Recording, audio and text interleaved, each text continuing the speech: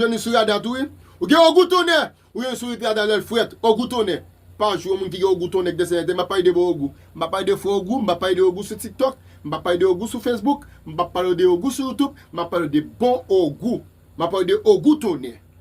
Au goutonné. Au monde ça, au monde qui gagne loi sac de la tête yo.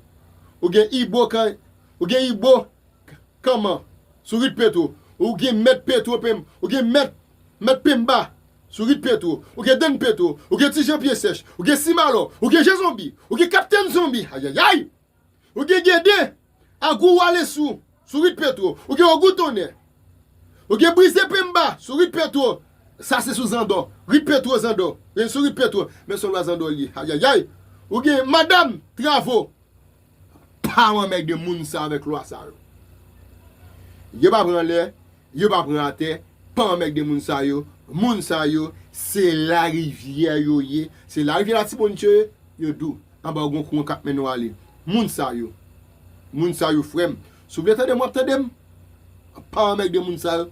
Moun ça yo, c'est ti moun ma dans les ba yo yé. Yate ya, pas jambe yo. De bou jambe yo fouke yo. Ou te samdou? Moun sa yo, de vous tande à parler de Ibo, comment?